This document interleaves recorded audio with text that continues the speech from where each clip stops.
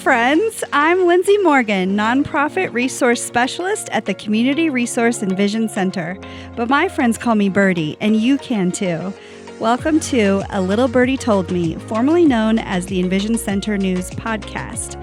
Around here, we share the good stuff happening in North Idaho nonprofits and philanthropy, the stories behind the work, the people making it happen, and the little things I'm hearing that are making a big difference in our community.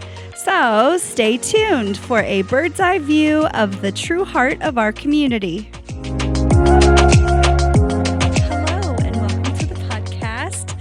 Today, listeners, I have our veteran friend, I'll say, that encompasses a lot, but his name is Jason Legler, and he works for the Idaho Division of Veterans Services. So welcome, Jason, to the podcast. Thank you. Thank you for having me. Yes. Appreciate it. I'm excited to hear about all the work that you're doing and all of the things in the future that are coming up. But for now, if you would start us off by introducing yourself a little bit, tell us a little bit of your background and what your role is in this position. Okay. Yeah, a little bit of my background. I served 30 years in the Army.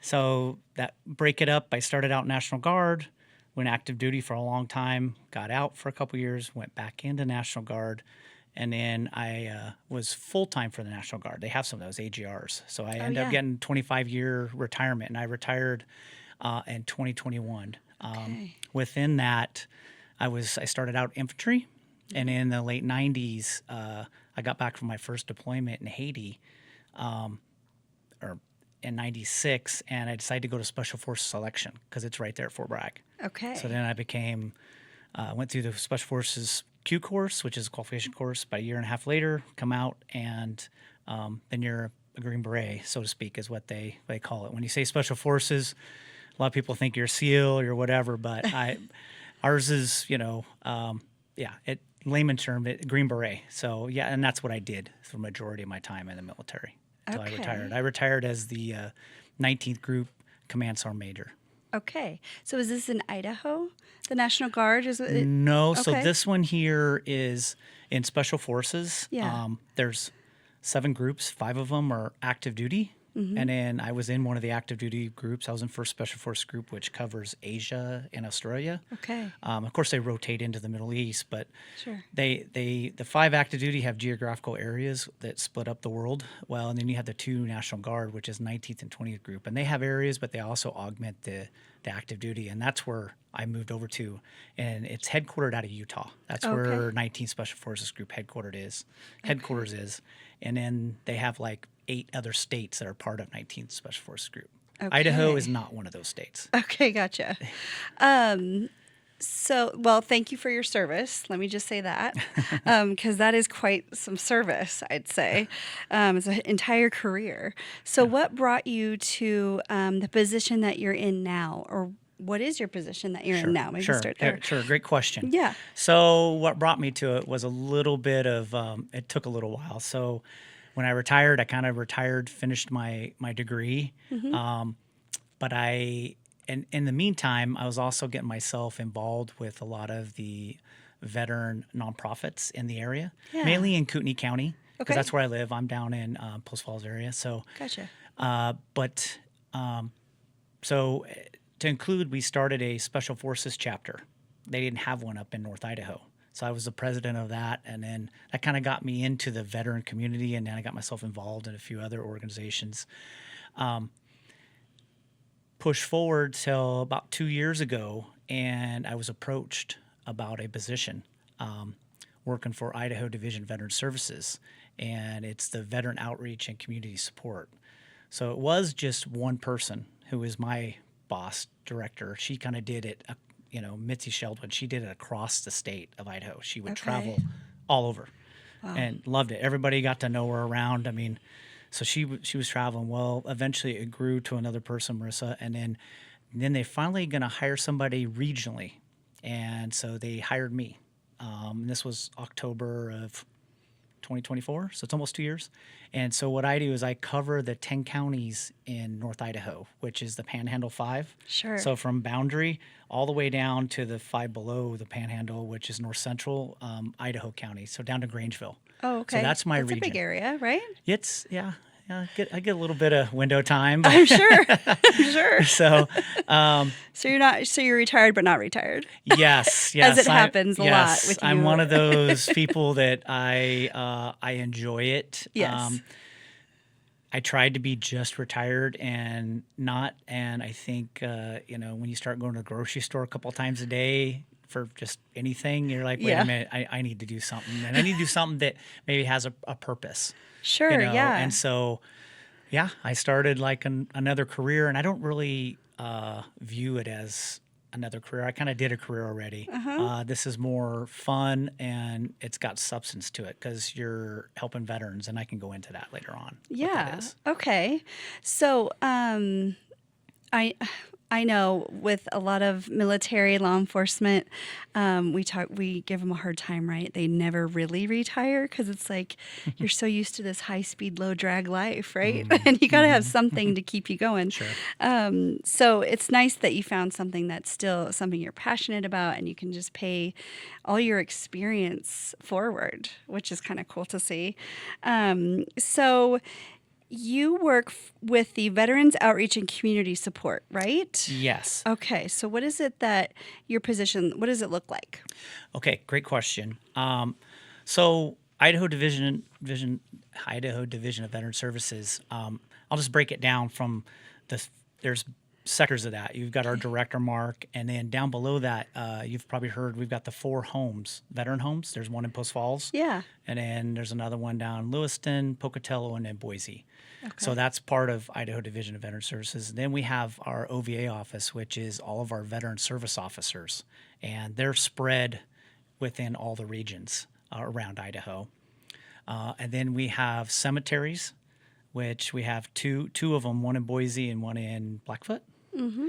And yes, because this question comes up a lot, we are actively trying to find area here in North Idaho to actually have another cemetery. Because right now, the encatchment area is over at Medical Lake across in Washington. And a lot of folks in North Idaho want to be, especially veterans, want to be buried in Idaho. Yeah, of course. No offense to Washington, but they want to be in Idaho. Yeah, if that's where their We get family that. is and all that. Sure, right? sure. Yeah. So that we're still working on that, and I could answer some more of that later on. But and then we have our schools, which they take care of, certifying a lot of the universities and colleges, and so we've got our schools section. And then the newest one is the one I work in. It's Veteran Outreach and Community Support. Like I was talking about earlier, our director started as one, and then now there's 3 of us. There's me in the north, and then we hired Roberta, who covers Eastern Idaho. So she covers 13 counties over on that area. Okay. And she lives, down in Pocatello. And then we got Matt, our newest, that's helping out in Boise. So there's 4 of us. Okay. Yeah. And Okay, all over Idaho. it is. And so what we do, like I said, we go to a lot of events. And that's not the only thing we do, but we get out in the community and actually, a lot of times I'll go to VFW meetings, American Legion.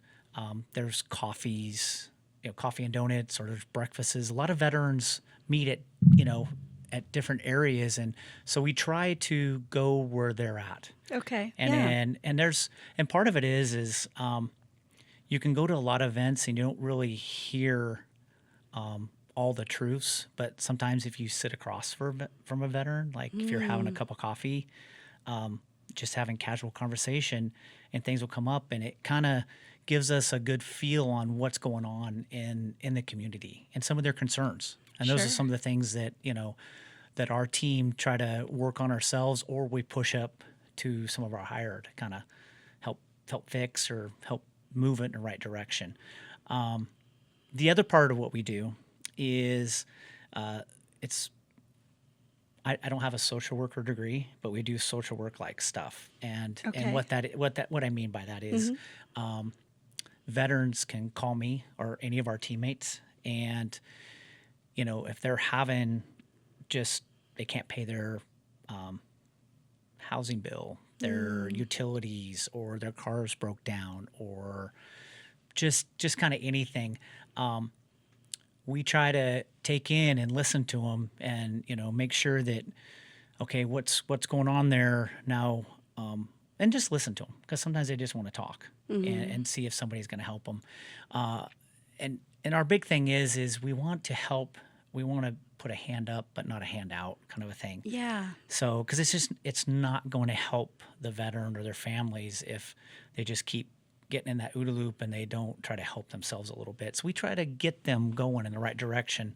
And a lot of times, Idaho Division of Veteran Services doesn't have that money.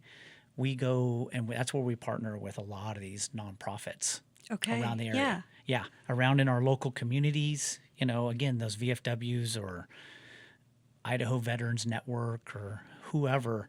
There's a lot of them nationwide that we're slowly starting to find out that just support veterans, and we try to get them some of that relief that we can, but also how do we, so they're not in that same position next month. That's kind of our idea is, we can fix it, but you gotta also think through, what's happening next month. Are we getting them? Maybe we need to get them to a financial advisor, or they need to, the rent they're paying, they're just paying a lot. And then the money that they got coming in from either their disability or the job they have, they just can't, make it work, month to month. And so maybe we get them linked up with like St. Vincent de Paul or SSVF, HUD-VASH, those for housing, and they have lower income housing. So we have partners in the community, and I was just using those are just a few of those partners.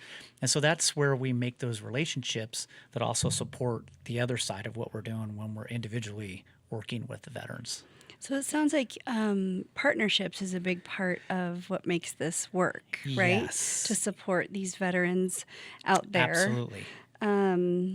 And you mentioned some. Do they call them legacy groups? I think I've heard Kirk with Thin Line Community Support say, like the VFW and those kind of organizations. Yes, and they're great. And I'm a member. I'm a member of VFW 889, which is in Coeur d'Alene, and then American Legion in Post Falls, DAV 9. So I'm a member of all those, just because I feel like I should support them.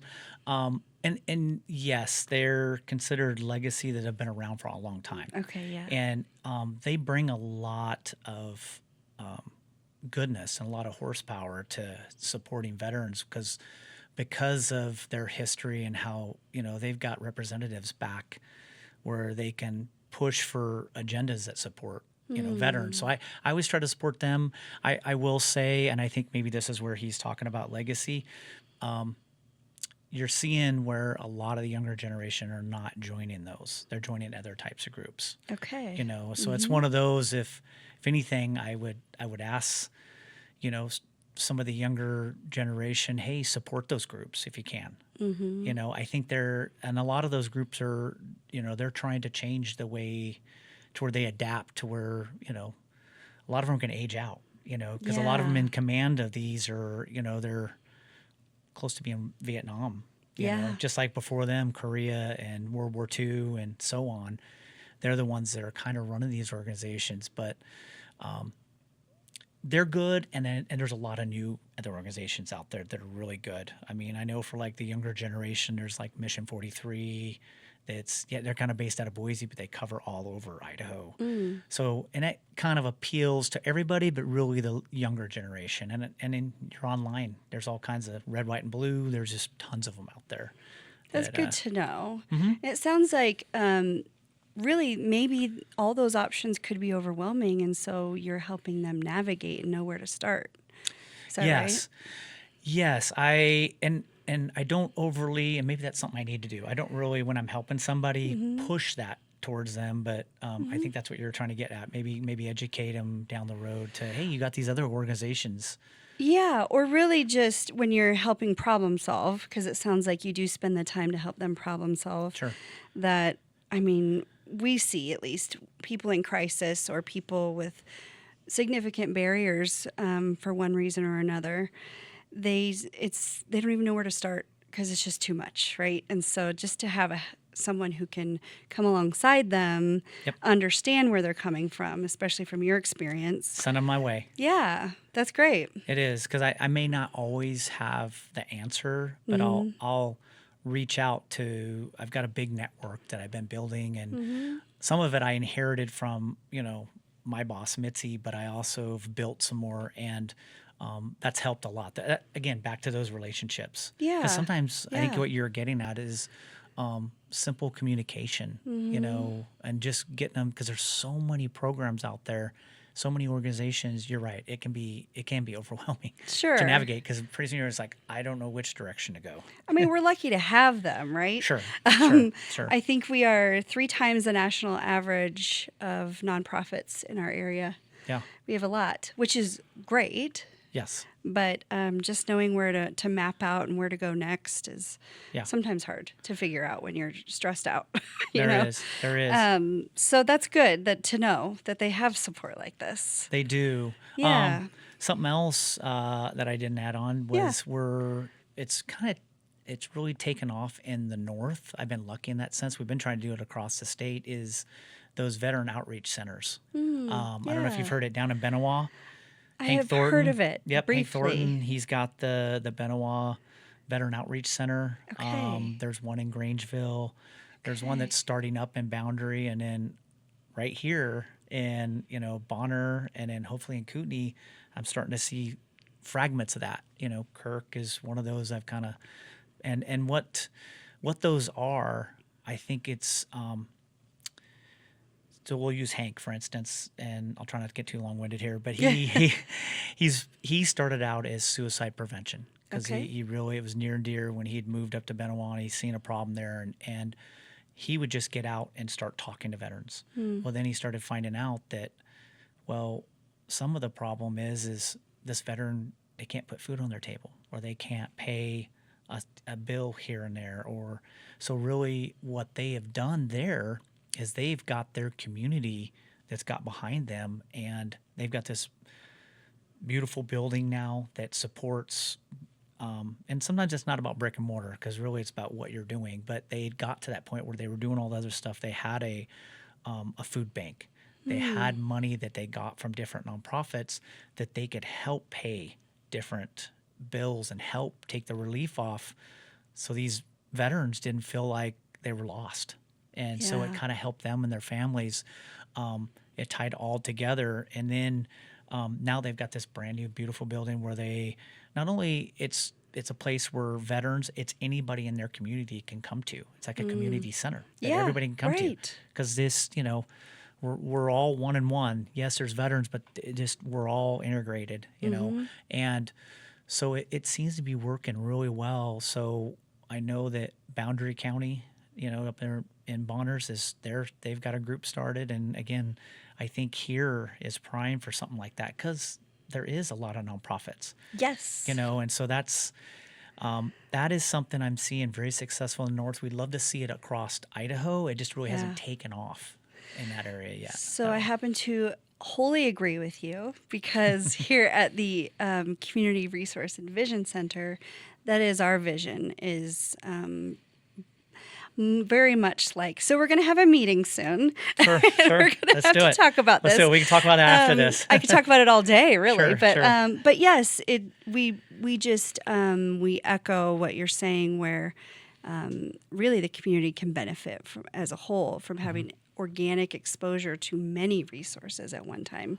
One-stop shop, if you will. Yes. Yep. So yes, great. We're going to talk. I love to hear that. I love it. Me too. So what are common barriers or common things that you're seeing with our veterans in this area? Is there something that is kind of trending right now that you're seeing?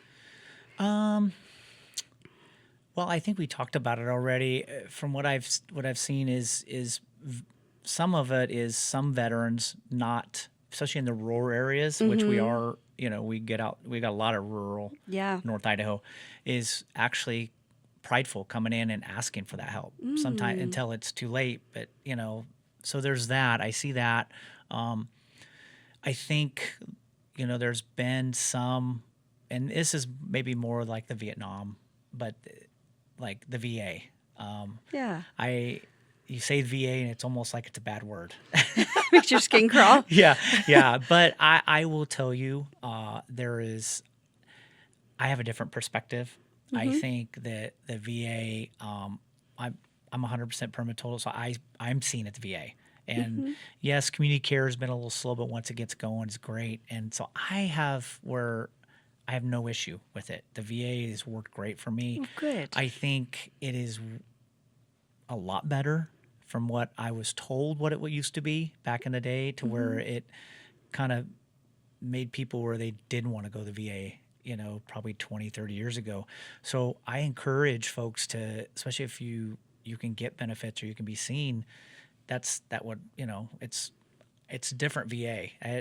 Yes, it's not perfect, but I think it's a lot better than what it was. Okay. And That's I have nice a great to perspective. hear. Yeah, I have a great perspective, but maybe mine's clouded. I don't know. But I've also met a lot of great people in the VA because those are some of those teammates that I pair up with that, I can call them or text them. They get back to me right away. So it's been, knock on wood, it's been really good for me. So that probably comes in really handy in your position, trying to help veterans. It does, because then it leads to because some of those questions I get or some of the help, some of them haven't even went and seen a veteran service officer to get possibly get benefits. Because they're like, oh, no, I tried it, or no. I'm not saying you will, but there's a lot of it to where I can send them like, hey, why don't you talk to, like here in Bonner County, go see Tom. Yeah, Tom. Yep, Tom's great. If he hasn't been on here, you probably should have him on this. I don't know if he's been on recently, but Okay. I need to get back in touch with him. Sure. He does great work. Yeah. We've got some of our folks from the state, Matt and Scott, they're there. I think getting educated the veterans across the board, and it's some of the stuff we already talked about, from the young all the way through, our folks that are on the latter part of their life, that there's a lot of benefits out there, and get a hold of me. If I don't have the answer, I can help guide to that, because there's so many things out there that people don't know, or organizations that love to help. Get them involved in some of these.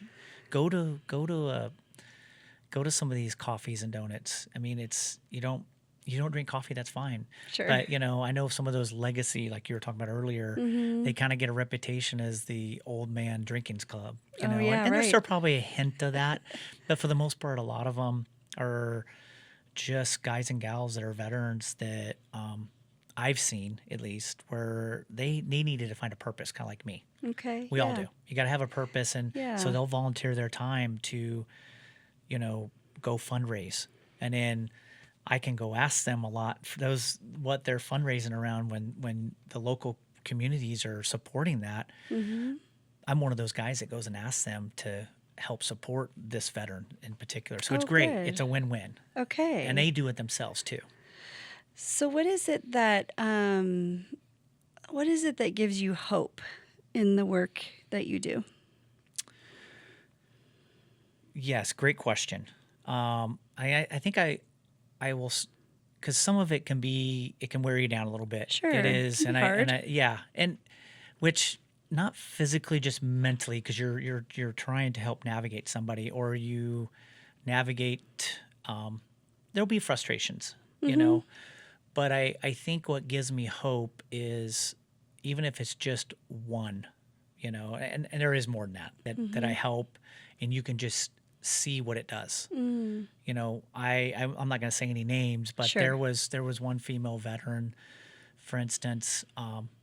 It took a little while, just because some of the not all, but some of the older veterans, digital world, like getting on a computer and sending forms back, because there's things we have them send to us, can be frustrating. So it took a while to get some of the stuff, and then it took a while to find the right fit for her, and it was where she needed a car fixed.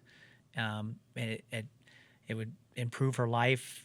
She's got a granddaughter that she has to drive, that's disabled, and there was other things. And we were able to, and she wasn't asking for a lot. It was enough to maybe replace the engine. It was like $1,500 or $2,000, which, you know, it can be significant, but not a great amount.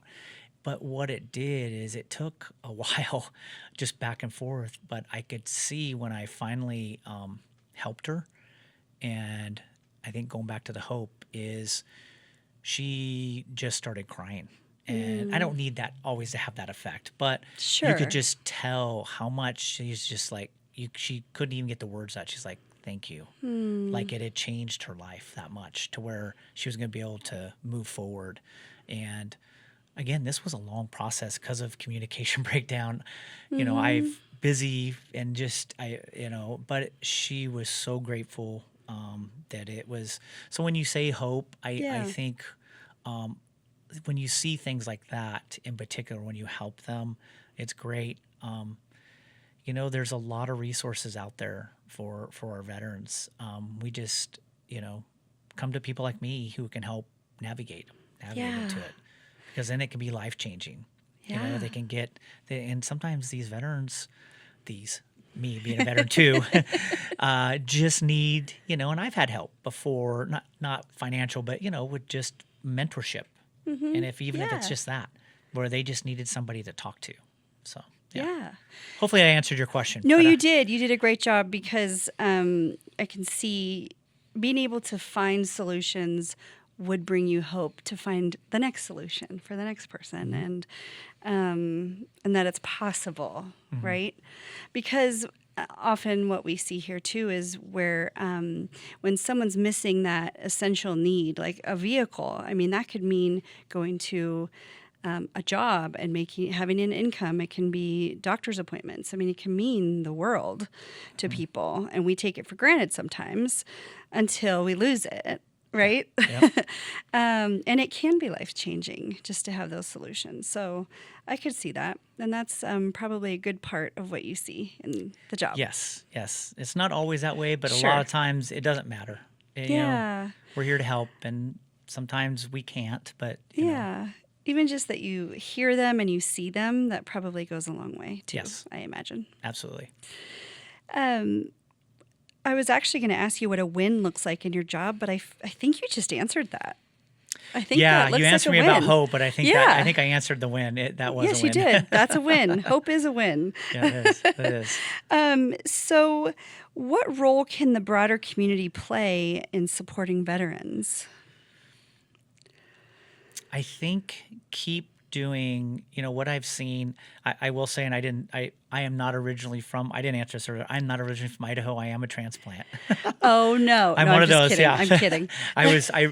I was born and raised in Southern Oregon. So from Oregon, so a little bit closer, but my in-laws had moved up here. So we'd been coming up here for a long time, probably close to 20 years. So I knew when I was going to retire, I was going to retire up here. Yes. And part of why I retired up here was not only how beautiful it is in North Idaho, but how patriotic it is. Yeah. Super amazing. Patriotic, it's safe. Yeah, things happen. It happens anywhere, but it just seems that it's not everywhere's like that. It's there is pockets, but you see, on the news or there's bigger cities or wherever, you don't, here it's amazing. That's kind of what, attracted me to this area. And I think going back to your question is if the community just keep doing that, be supportive. I don't think you need to be over supportive, because I think sometimes, I know some of us, I used to get, kind of going down a rabbit hole here, but, Vietnam veterans. I'm going with you. There we go. Vietnam veterans didn't really get the homecoming. And I see that my generation, the global war on terrorism, we got it completely different. In fact, almost over the top, where it's almost embarrassing sometimes, because people thank you so much. And really that is very endearing. And I think if the public keeps doing that with our veterans, and they keep helping a lot of, the places like what Teresa does down at New Beginnings. I forgot to mention her. What she does amazing.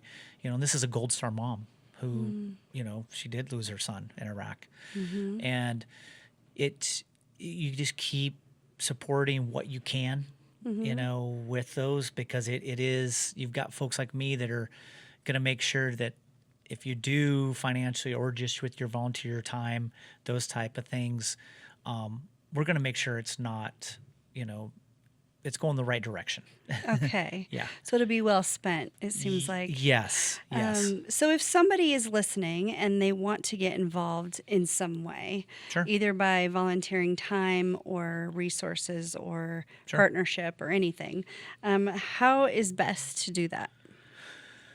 You can look in your community. There's quite a few of those, like I said, those legacy organizations, because they'll always, you don't have to be like qualified to be a member. You could be supportive of them. Okay. They love that. Yeah. Some of these veteran outreach centers that we're trying to get going. Yeah. Let's get that going. You could call me, Okay, yeah. My phone number 208-985-6632, and then I can guide you to wherever the community, and try to link you to where I feel that maybe it'd be appropriate, or where you feel there's so many people out there that want to help. Okay. Yeah. Yes, I do love that about our area, how they are generous when it comes down to. Very generous. Yeah. In fact, I'm very watchful of that. I want to make sure that we take advantage of that. Sure. Yeah. But it is great. It is needed. And the veterans, I will tell you, me being a veteran, we're very thankful of it. Oh, good. Yeah. That's really meaningful for those that want to give and those that do receive help. So yes. Okay. So I've asked you some tough questions. Sure. I think we have some time for a quick round of this or that. Quick fire round. Okay. I don't know how I'll do on this, but let's do it. Here's how you'll do. So just say the first answer that comes to mind and don't overthink it. Okay. All right. Let's do this. All right. Coffee or tea? Coffee. Sunrise or sunset? Sunrise. Mountains or lake? Lake. Favorite Idaho season? Fall. And you can't say construction season or any of those other seasons. I would say fall. Fall is my okay. favorite. Only one food that you could eat forever. Is it a certain dish, or is it anything or a type of food? It could be anything. Okay. You decide. Boy, I can't decide between steak or just Mexican food in general. Oh yeah. Okay. Might have more variety with Mexican food in general. Can I do that? Yes, you can do that one. Okay. There's no wrong answers actually, so you're doing great. Camping or glamping? Back in the day, I would say camping. I would say I'm more glamping. I do have a CPAP, and I have all these other weird things now that I'm older. Very good. Sure. It's more comfortable to glamp, if you ask me. Okay, combat boots or running shoes? Nowadays, probably running shoes. Okay, Yeah. great. And something that you're terrible at? Oh boy, there's so many. How do I start this off? Just the first one that comes to mind. I would tell you, I don't memorize very well. Okay. I am one of those people that learn by, I always say I'm a knuckle dragger, but when I get it, I get it. So even in college or even when I was in the military, if I just kept doing it over and over again, and then finally when I get it, I get it. I'm good at it. But great. But I am not fast at memorizing stuff. Well, that's okay, because it turns out you're very good at helping our veterans. Okay. And thank you for being here with me to explain what's going on and what you're seeing, and really just being available for our veterans. Oh, thank you. So thanks, Jason. Yeah, thanks for having me. Well, friends, thanks for listening. I'll be back soon with more of the good news, but in the meantime, you can keep up with us on Facebook, Instagram, and at crecIdaho.com. Until next time.